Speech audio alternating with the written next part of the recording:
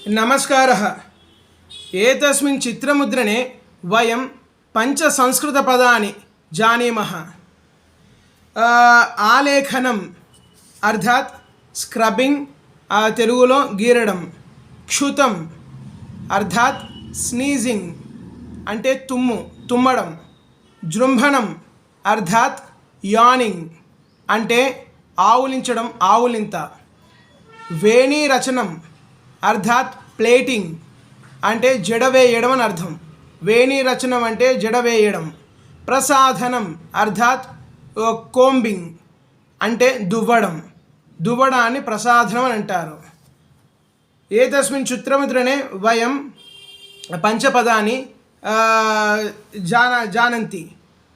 अन्य चित्रमुद्रणे इतोपि कानिचन पदानि जानीमः।